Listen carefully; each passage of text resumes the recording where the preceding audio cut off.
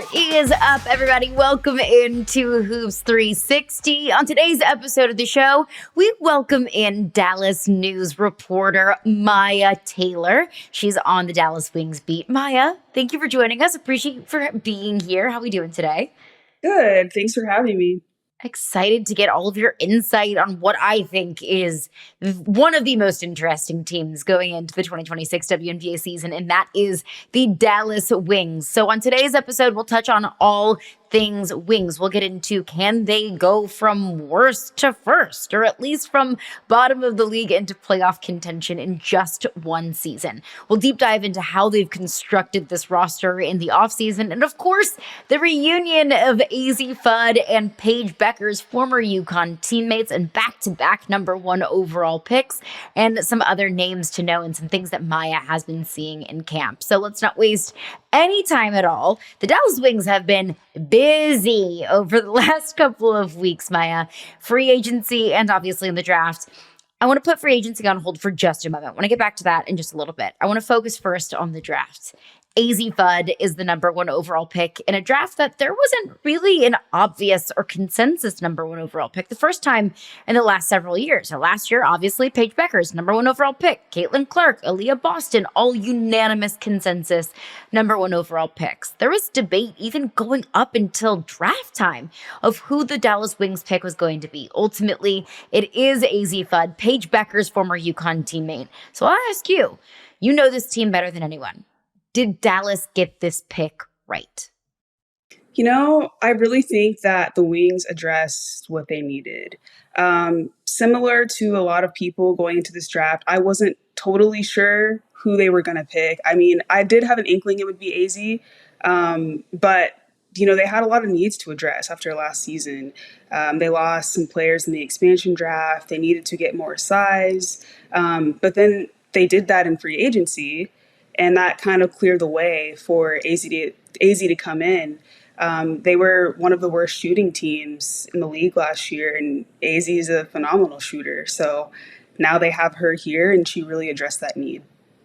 Yeah, there was a lot of conversation about Awaf Fam, a player from Spain who has the size and the shooting ability. There was a lot of talk about Olivia Miles gaining a lot of traction going into draft night of could she be the eventual #1 overall pick? Ultimately, Azzi Fudd is that pick, and you bring up free agency. That this team had holes pretty much everywhere. Like they had needs everywhere. So they addressed some of those in free agency. And Myah, I think the Wings were so strategic in free agency. You bring in Alana Smith, sign her to a 3-year max contract from the Minnesota Lynx. So she has experience in the league, experience winning a lot in this league. They bring in her teammate, Jessica Shepard from Minnesota as well. Also, Arike Ogunbowale's Notre Dame teammate. They won a national championship together. So the Wings brought in 2 players that are former teammates that have chemistry. One of those is Arike Ogunbowale's former teammate. They drafted Paige Bueckers' former teammate in Azzi Fudd. I see what they're doing here. Like, I see the strategy here.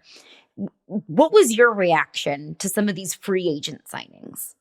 Yeah, I was really impressed, honestly, just by what they were able to do. There was also a lot of questions about what they were going to do with Arike after last season. You know, she didn't have her best season, and she ended the year with an injury.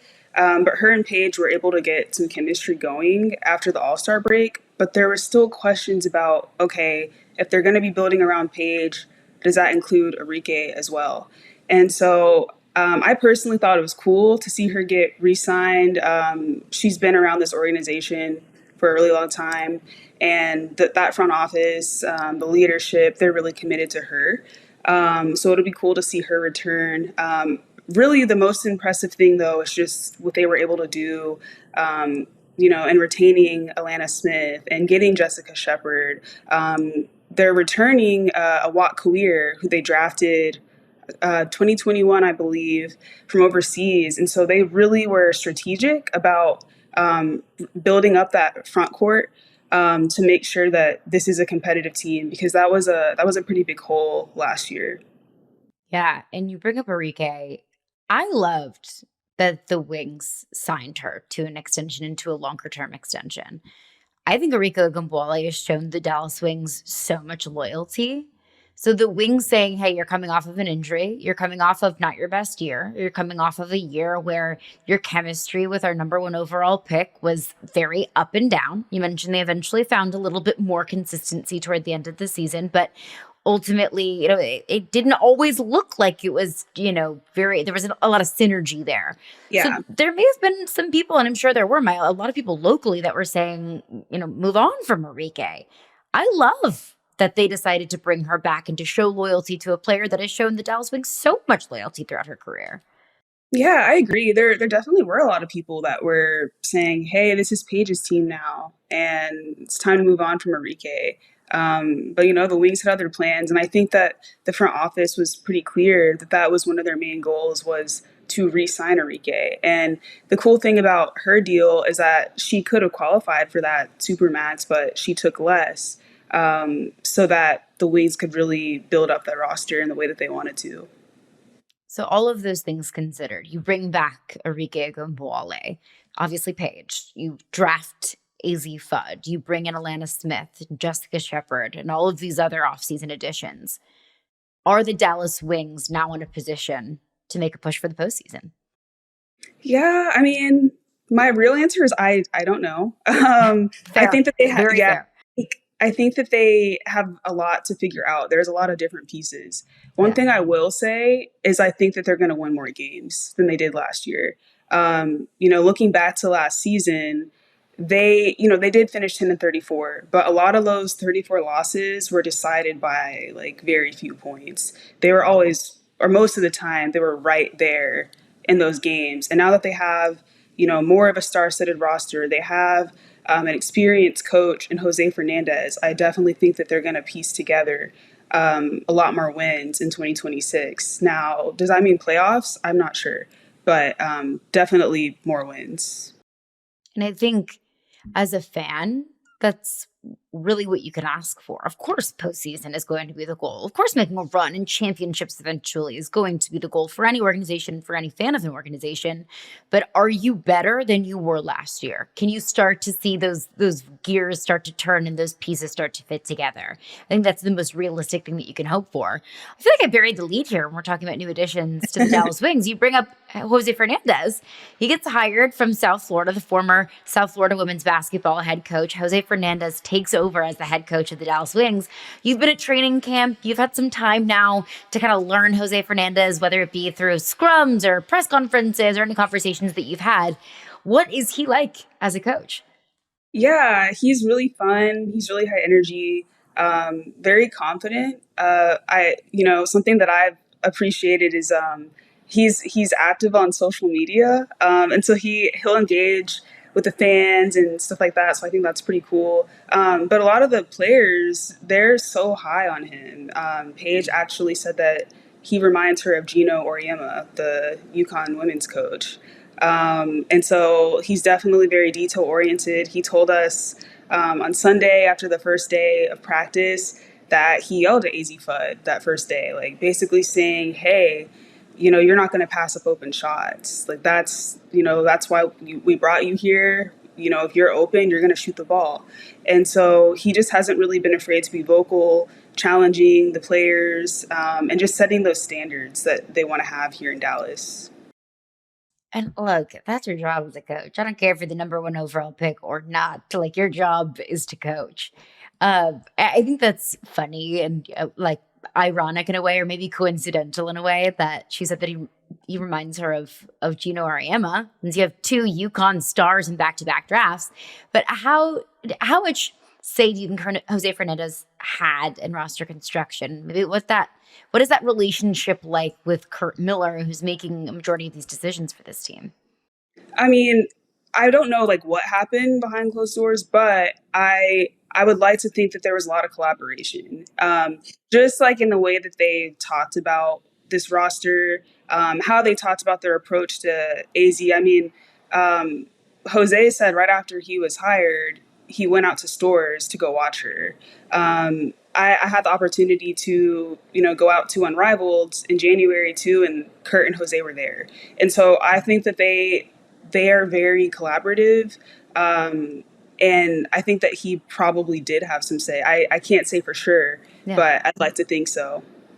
So I think that's becoming more and more obvious, at least to me, college level and pro level, if any sport, having that relationship, head coach with the team with the head coach with the general manager and the decision makers in the front office, that synergy, that relationship, that kind of organizational structure, it is so paramount for a team's success. So if you have a head coach in Jose Fernandez and a general manager in Kurt Miller who are on the same page, who are collaborative, who are like Jose Fernandez says, "Hey, here's my vision," and Kurt Miller says, "I got you. I'll go out and get those ingredients for you to cook this recipe." I think that means that the Dallas Wings have that light at the end of the tunnel. They have hope for the future. I think so too, and I think something that I've really noticed is they saw like what wasn't working last year and they addressed it. You know, coach wasn't working, they addressed it. They needed to increase their talent level, they addressed it. Shooting was poor last year, they got Azzi Fudd, they addressed it. And so I just think that they're really addressing the issues and they didn't wait. And I think that, was impressive. That being said, because I'm with you on that it is so clear what the plan was this past off season. Does that work? I don't know. Like for their sake, I hope it does, but I don't know. But it's clear what their plan was. I saw you tweeted out that this is the third consecutive year that the Dallas Wings have sold out season tickets. That is wildly impressive for a team that has not been very good over the past couple of years. But with all of that being said, the amount of money that's invested this past offseason, a new head coach, back-to-back number one overall picks, you're going to pack the house on any given night. What are the expectations for the Dallas Wings this year? I think they're pretty high. Like I said, I don't know how the season's going to go because they're still, again, piecing everything together and those things take time. But I think fans they're hungry and they have high expectations. And I think that honestly explains some of this urgency that they've had. They know that they have, a superstar in Paige. They know that they have all these tools. So I think the expectation will be to be winning a lot more. And the fans are very vocal online and in person. So there's definitely high expectations for sure. And I think that the Wings can look at the blueprint of the Fever, another team that had back-to-back number one overall picks. And then fast forward to 2025, all the injuries that they had, they still found themselves in the WNBA semifinals. So that's, you at least see recent history, a team that just did it. They can go from a team that's underperforming to a team that is in legit championship contention. Yeah, no, I 100% agree. They definitely have served as like a blueprint for what other teams can do. No doubt. No doubt. I do want to get into some things that we heard from Azzi Fudd in her press conference on draft night. Maybe roll that forward from what you've seen in training camp. Before we get into that, though, I don't think, Myah, that we can talk about Azzi Fudd's draft night press conference without talking about all of the online discourse that followed a question from a reporter asking about Azzi Fudd and Paige Bueckers' relationship status, asked Azzi Fudd if they had asked any other couples in the WNBA about how you kind of work through that personal life when it mixes with professional life. There was so much debate and backlash and discussion on social media about, was that question appropriate? Should the Wings PR department have stepped in like they did? Was this handled correctly on both sides? Or all three sides, rather, by Azzi, by the Wings PR, by the reporter. You were there. I mean, you have boots on the ground. You live this team. You breathe this team. What was your reaction to the discourse from that question?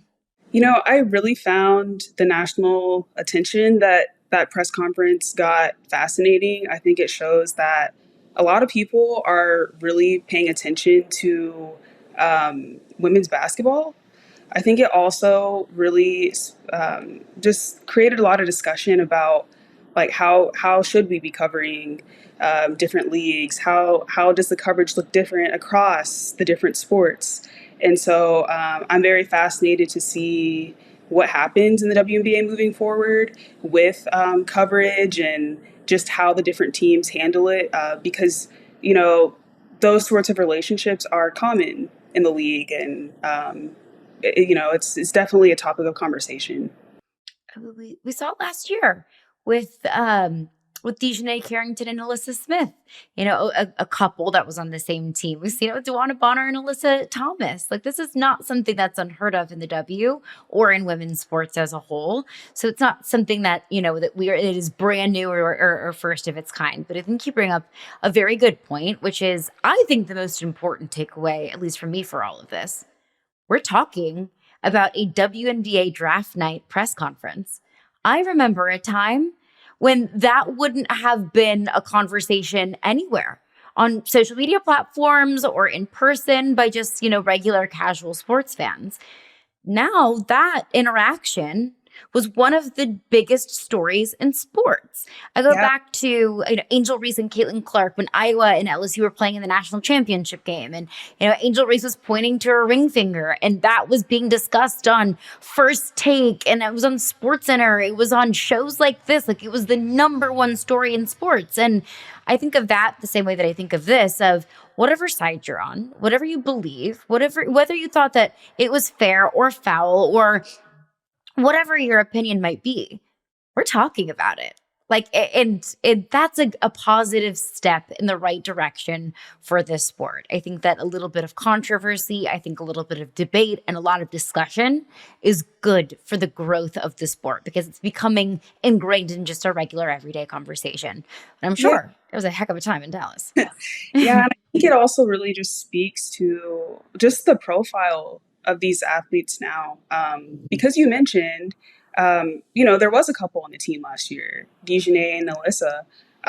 That relationship wasn't really discussed as much, but, you look at Paige and Azzi, and, I don't know what their status is, and like, I'm not, commenting on their status or anything like that, but they're so high profile, and, that plays into it. It's like I don't know that there's, been a time like this now where we have so many high profile women's athletes that people want to talk about, and that they would care even about that exchange at all. And so I think that really speaks to just how high profile some of these athletes have become.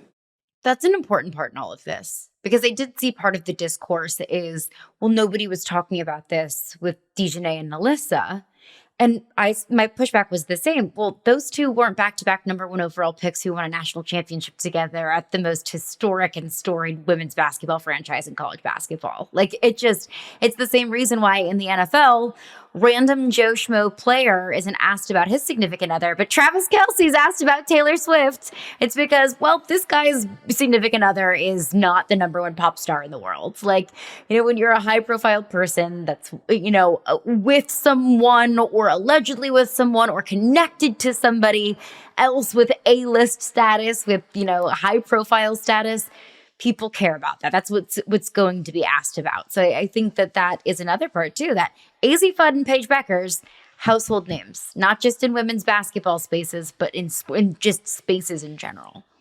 Something that I did notice too, just like with the discourse, is sometimes I do feel like some of the more like viral moments in women's basketball, like, often don't have much to do like with the basketball. And so that's, like, for me, a little bit frustrating. Like, sometimes I want to see people paying attention when it's not like somebody's relationship, or it's not so-and-so got into a fight on the court. And so, hopefully with time and, as more people watch, we see, more of these big moments happen because of what they did in the court and less because of like interpersonal type of drama. So I'm glad you brought that up, because I do feel like sometimes the most viral moments may feed into stereotypes of women, and that is frustrating.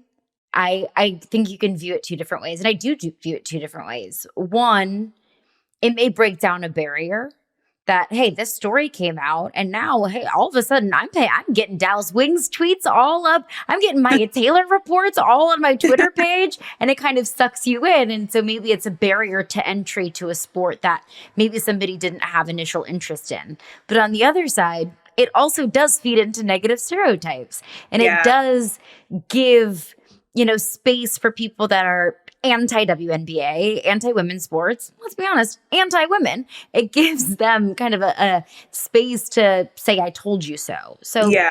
it is a double-edged sword a little bit. Yeah. So but I think like every league has this in its own way. Um, the NBA, the NFL, whatever, they didn't start off being what they are now. They all had growing pains. And so WNBA is just at an earlier stage and its growth. I mean, it's only been around for 30 years. That's not really that long of a time. And so we'll just see like how these conversations evolve, and hopefully, like you said, they see this stuff and then they're like, oh, let me actually check out the game and see how these players are. So it's definitely an interesting time. And I think that's our job too as reporters, intentional reporting, not just taking the biggest stories about relationships or, viral moments, although we love relationships and viral moments, but being intentional in our coverage and telling the stories of the people and the sport off and on the court. I think that's the next step that we can all take in coverage of women's sports and women's basketball. Absolutely.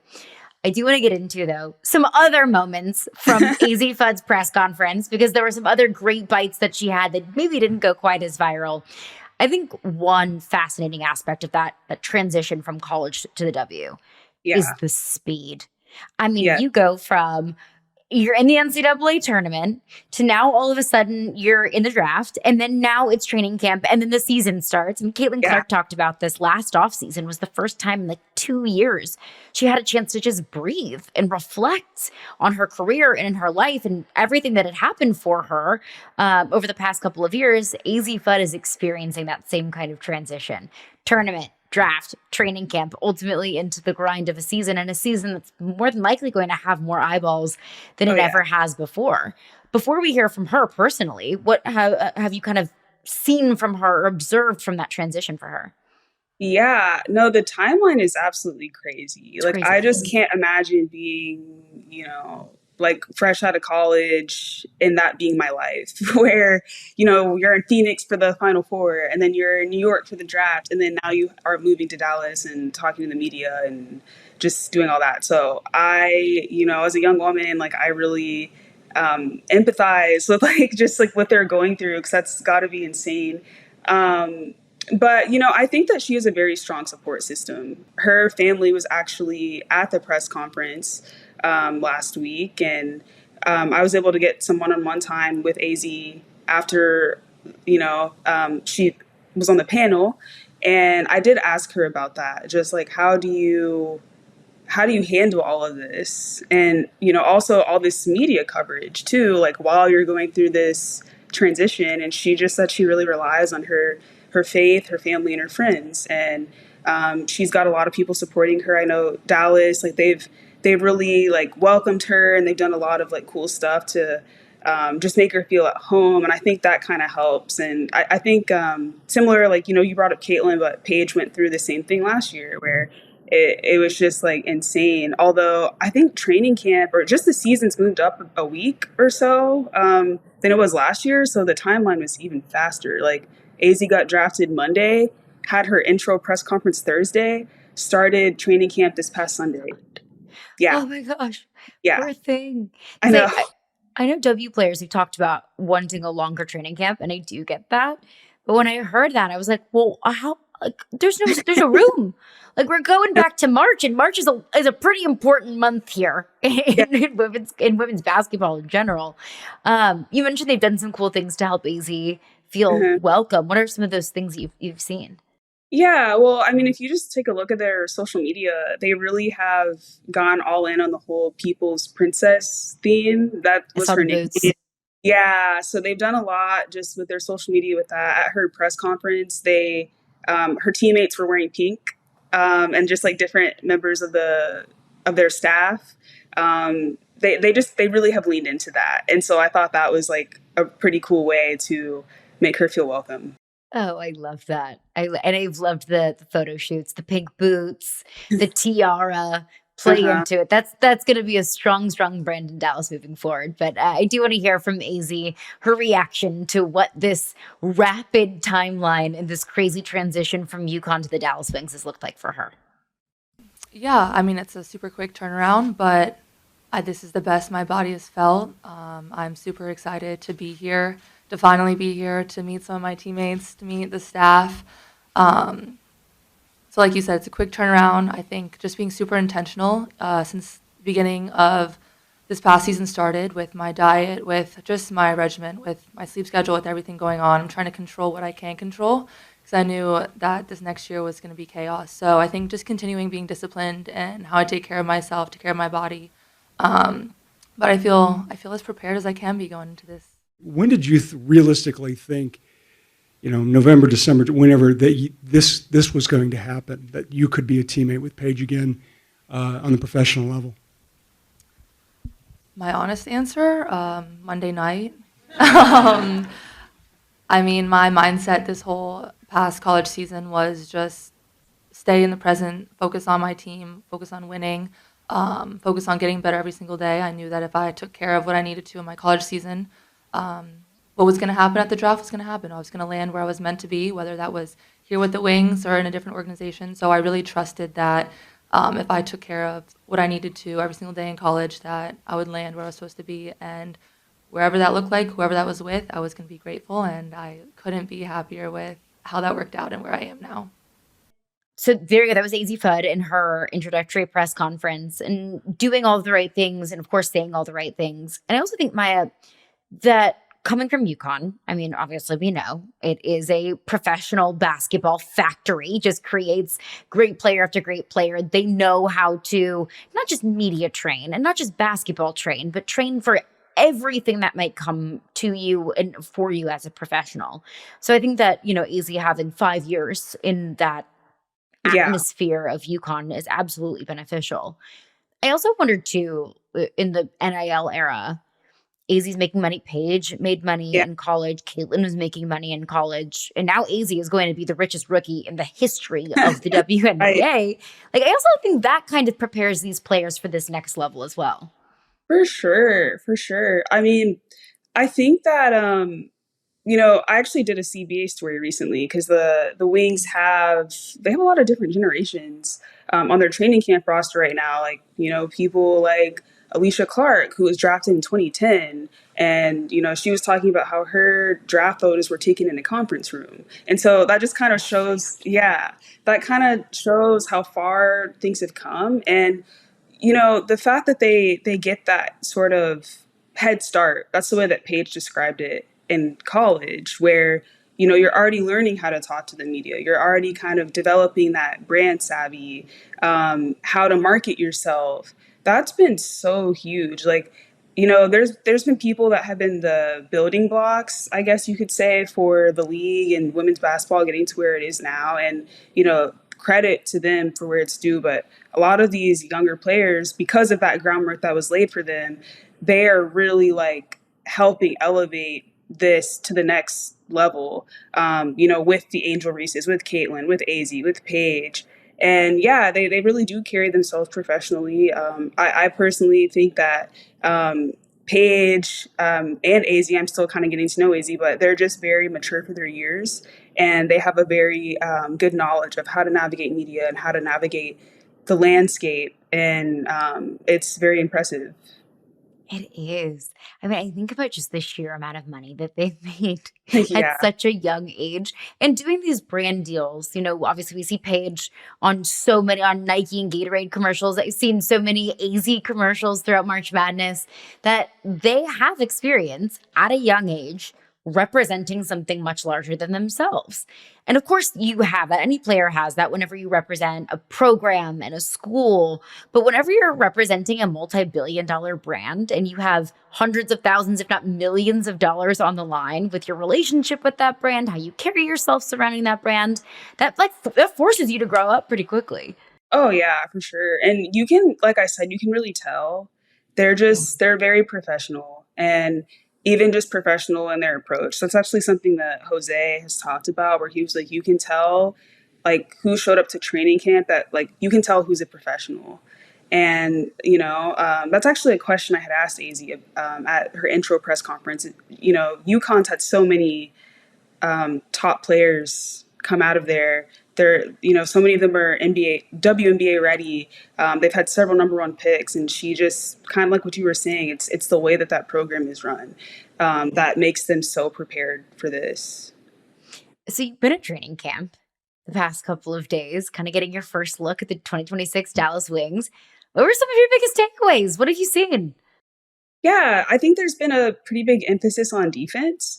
I think they have some decisions that they're going to have to make soon. The gym. I mean, I've heard that like this can be a standard number, but I don't know. I'm still kind of learning. They had like 17 people at training camp. They have 22 people signed to their roster, so that gym was very full. Although 5 of them are not here yet, and they did just make some cuts this morning. So I guess they're down to 15 in the gym. But they've been really working defense and just like setting that standard. Like I said, I've really seen Paige taking leadership, like being more vocal. And so I like what I'm seeing. I think that they're really trying to build their culture. How is Paige different this offseason than maybe her rookie year?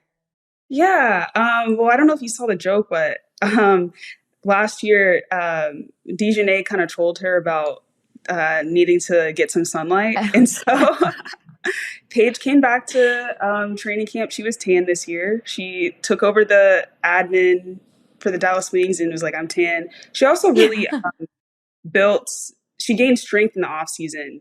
You can tell that she's been in the weight room. And the other thing is she's just more vocal. And that's not to say she wasn't vocal last year, but I think that she really tried to kind of respect who is there and, just be a sponge because she was a rookie. And now that she, was at Unrivaled and she did some stuff with Team USA and, she has that first WNBA season under her belt, I really can tell that those experiences have empowered her and she's ready to go for year 2. It is so cool to watch that in real time, to find a player, find their confidence, find their voice, kind of find their space.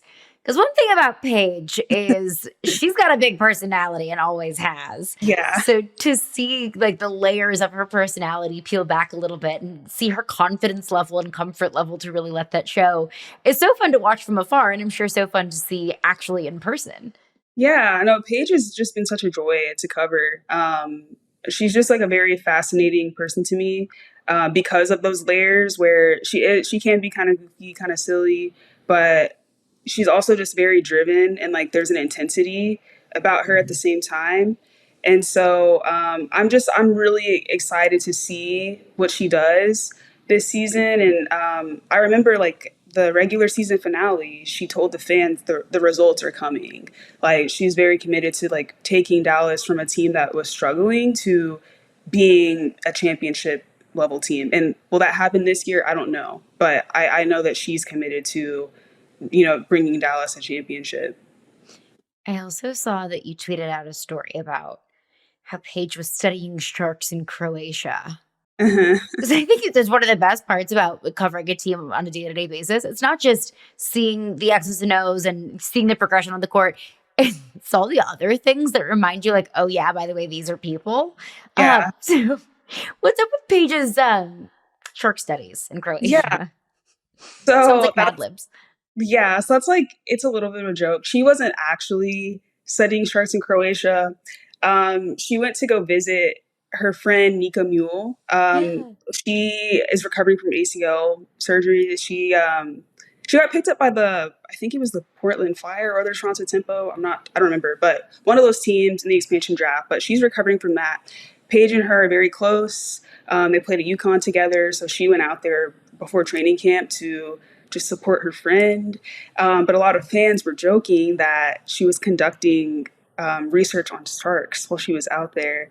And she did say, I think on Instagram, that she can confirm that there are sharks like in the sea by Croatia. So that's just like a little joke, but she was really just there to support her friend. What a bunch of goofballs. What Yeah. are some other fun stories that we wouldn't necessarily hear on a daily basis? Yeah. Something that I thought was funny was Coach Fernandez said that he likes house music. So like Tiesto and Swedish House Mafia. He's from Miami, so that's kind of in his background, I suppose. The other thing, Alana Smith, she's become noteworthy on TikTok for just reviewing coffee and different places where she's at. And so I'm sure we'll be seeing some DFW coffee reviews from her. And so, yeah, there's a lot of personalities on this team. Oh, I love it. I love it. Next time I'm in Dallas, I'm going to have to check out her TikTok and just see exactly where I need to go grab a cup of coffee, where I need to steer clear of. Oh, I love that. Anything else, Myah, that you've has caught your eye or that you're keeping an eye on over the next couple of days in training camp? Yeah, I mean they're going to be making some cuts, more cuts in the next few days. They made a couple this morning. They waived Cheyenne Sellers and Grace Sullivan, and then they're going to have to cut at least, I think, at least 6 more people before they open their season against the Indiana Fever. So should be interesting to see who makes this final roster. Decisions to make, but you bring up that game.